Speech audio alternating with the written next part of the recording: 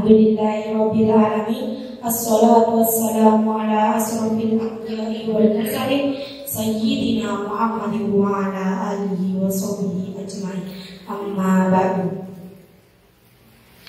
Yang saya taati pengasuh Pondok Pesantren Nurul Islam, yang saya muliakan Ketua Yayasan Pondok Pesantren Nurul Islam, yang saya hormati Kepala Madrasah Aliyah Nurul Islam beserta staf-stafnya, yang saya hormati pula guru pembimbing makalah saya Bapak Muhammad Hafid dan beserta guru peninjau. Saya Maulidatul Jamilah dari kelas 12 IPA 2. Berdirinya saya di sini, saya akan mempresentasikan makalah saya yang berjudul Manfaat Rebusan Air dan Kaldu untuk Melancarkan ASI bagi Ibu Menyusui.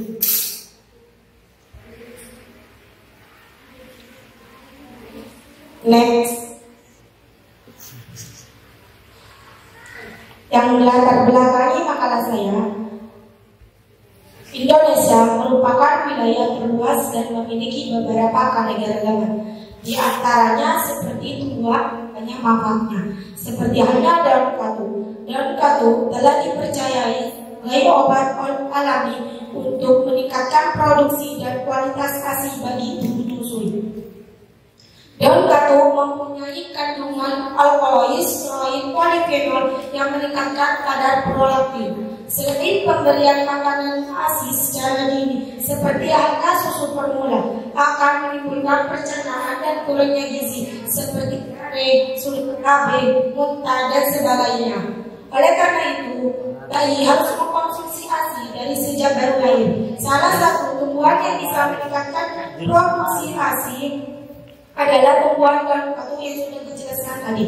Daun katu mengandung 70% protein dan 19% serat kasar, vitamin K, provitamin A, beta karoten, vitamin D, vitamin C.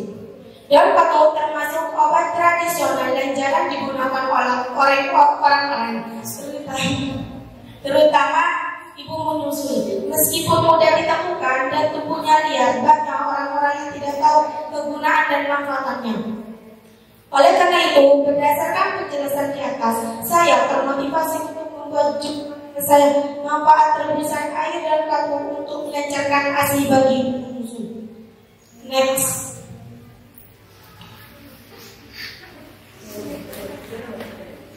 Pada makalah saya kali ini, saya mempunyai 3 rumusan masalah. Yang pertama, bagaimana karakteristik daun katu. Yang kedua, bagaimana proses terbentuknya ASI. Yang ketiga, bagaimana dampak mengkonsumsi daun katu terhadap kelancaran ASI. Next.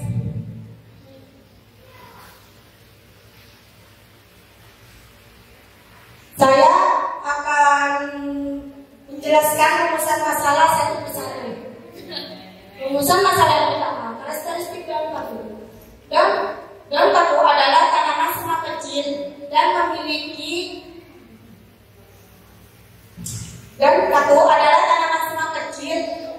dan bisa mencapai tinggi 3-5 meter.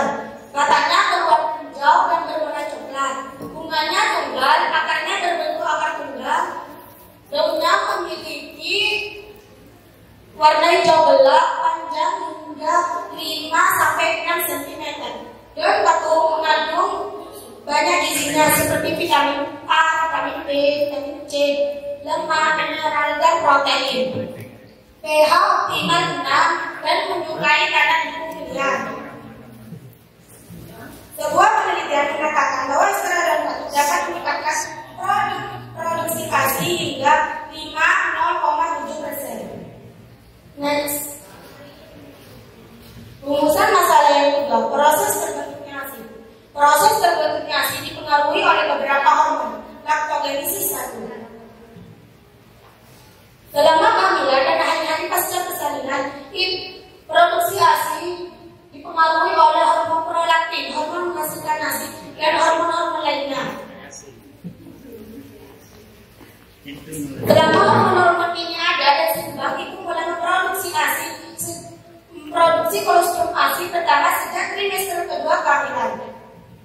Laktogenesis kedua, setelah persalinan pada trimester akhir kehamilan, walaupun payudara sudah memproduksi kolostrum ASI, penularannya dihambat oleh hormon progesteron, estrogen, hormon plaketer laktogen HPL. Laktogenesis ketiga. Setelah laktogenesis kedua terjadi produksi ASI,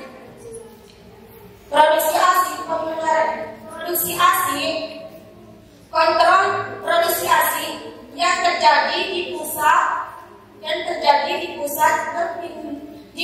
di otak berpindah payudara.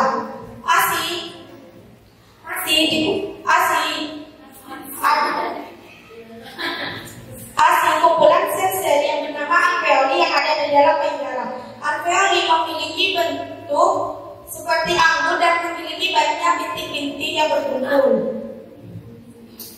Peningkatan hormon progesteron dan estrogen dalam tubuh memicu alveoli untuk membuat ASI.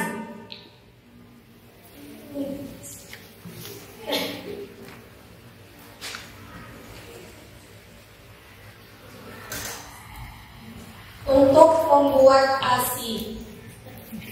Next, wow. Next. Rumusan ketiga, dampak mengkonsumsi daun kalung terhadap kelancaran ASI. Di sini saya mempunyai dampak positif dan dampak negatif.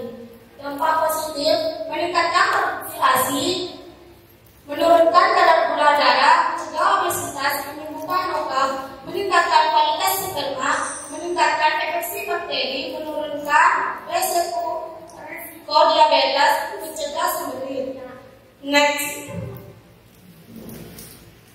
Dampak negatif, menyebabkan keracunan logam berat, menyebabkan batuk dan sembelit, menyebabkan gagal panas akibat bronchiolitis, peradangan pada paru-paru, menyebabkan sesak napas dan kehilangan nafsu makan dan kesulitan tidur, menyebabkan gangguan pada saluran pernapasan bawah, mengganggu aktivitas sehari-hari, menyebabkan bronchiolitis permanen, menyebabkan keracunan bahkan kematian.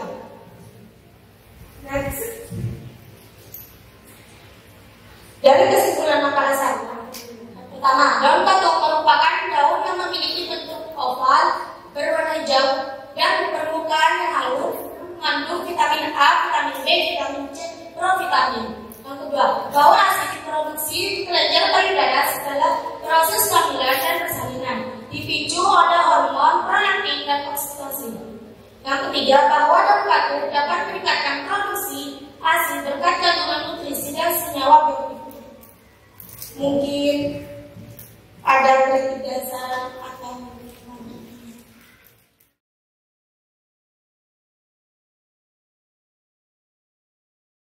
nggak tahu lah. Daun katung itu nggak kayak apa? Enggak, nanti itu kan bisa di PowerPoint, itu kan bisa seharusnya dalam setiap pembuatan makalah yang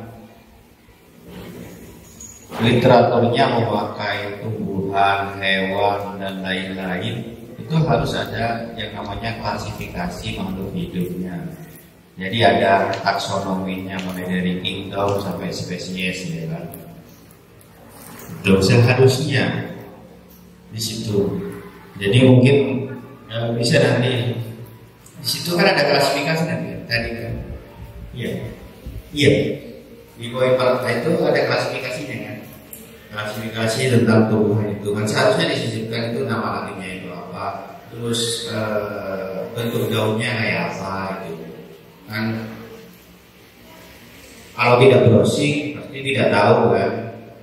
Jadi itu bisa menjadi tambahan di dalam PowerPoint itu atau di makalahnya. Kalau tidak di makalahnya tapi ada gambarnya kan, ada klasifikasinya, taksonomi,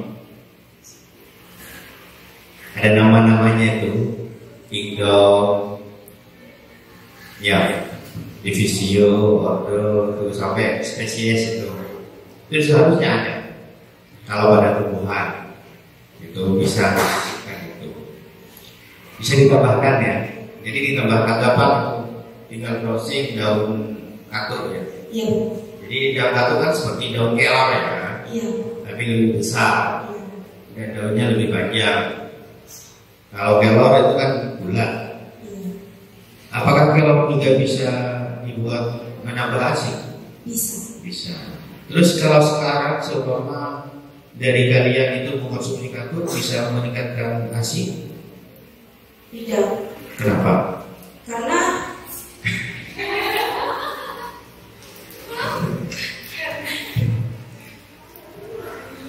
Karena belum melahirkan.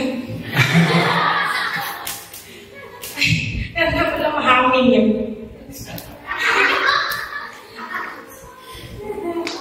Terus hubungannya hamil dengan penyusui itu apa? Kalau saat melahirkan, ibu produksi ASI akan keluar. Otomatis ya? Kalau melahirkan tidak bakalan keluar. Karena di situ ada berkaitan dengan hormon ya. Iya. Jadi ada hormon apa? Progesterol, estrogen, FSH, RH itu yang menyebabkan di situ ada pada saat hamil itu biasanya langsung akan otomatis itu kelenjar susu akan memproduksi ASI. Apakah itu memang benar atau tidak? Kalau yang saya tidak pernah meneliti, cuma lihat. Terus bagaimana nanti orang itu bisa percaya bahwa ini akan menghasilkan ya hasil yang banyak dan sebagainya. Padahal yang sekarang itu sudah bukan tahun 60-an ya berarti. Ya mungkin tahun 2060-an mungkin pakai yang seperti itu. Sekarang ya walaupun dia masih hamil apa yang disampaikan Pak Ari itu kalau pakai global itu ya bagi waktunya semasa kamu sekarang minum obat itu ya bisa lancar hasilnya. Kenapa kita itu masih harus mencari ini seperti itu? Kalau cuma itu ya yang kita butuhkan.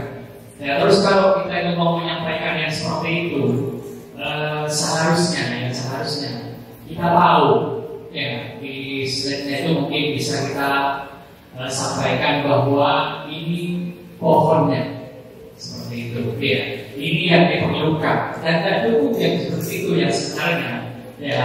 Kenapa? Karena di sini berkenaan dengan masalah ya kelenjar ya. Kalau kita itu bicara tentang masalah hal-hal yang berkenaan dengan ini, masalah kelenjar yang berperan ya dalam rumah, kita harus tahu berapa ya, seperti itu. Seharusnya kita harus tahu perannya kelenjar itu di sini berperannya itu kita harus tahu ya di awal itu berapa. Kita tunjukkan dan kita buktikan bahwa kita akan menghasilkan segitu ya, dan volumenya berapa ya. Bukan cuma itu, faktor pengaruhnya itu kepada tiap-tiap orang itu berbeda ya. Kita harus tunjukkan bahwa orang menggunakan ini akan melancarkan ya, tapi kan faktor orang itu kan berbeda ya. Mungkin itu ya.